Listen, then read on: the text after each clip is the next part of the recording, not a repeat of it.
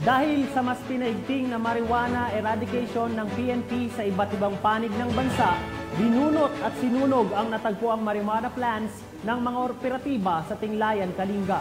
Ang kabuuan ng balita mula kay Police Staff Sergeant Judrick Tasing. Patuloy na isinisigaw ang operasyon ng kapulisan ng Kalinga kontra iligal na droga, tinatayang 1,800,000 halaga ng halamang marijuana ang kanilang nadiskubre sa Tinglayan, Kalinga nito lamang ika-18 ng Mayo 2024. Ayon naman kay Police Colonel Freddy M. Lazona, Provincial Director ng Kalinga, naging matagumpay ang operasyon dahil sa pinagsanib na puwersa ng kapulisan sa pangunguna ng mga tauhan ng Kalinga 1st PMFC kasama ang mga tauhan ng Tinglayan Municipal Police Station, Kalinga Provincial Drug Enforcement Unit at Regional Intelligence Division Pro Cordillera. Ang operasyon ay nagresulta sa pagkadiskubre ng isang plantasyon ng marijuana na may 9,000 peraso ng fully grown marijuana plants na nagkakahalaga ng 1,800,000 standard drug price.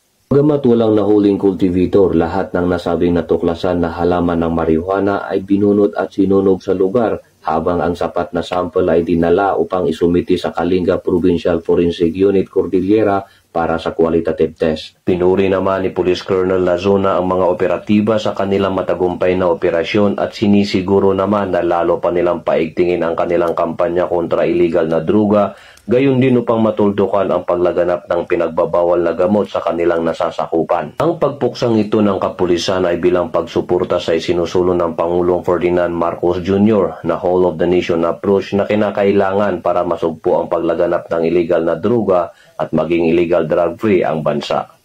Mula dito sa La Trinidad, Benguet, ako ang inyong PNN correspondent, Police Staff Sergeant Judrick Tasing, alagad ng batas, tagataguyod ng Balitang Pulis. Maraming salamat, Police Staff Sergeant Tasing.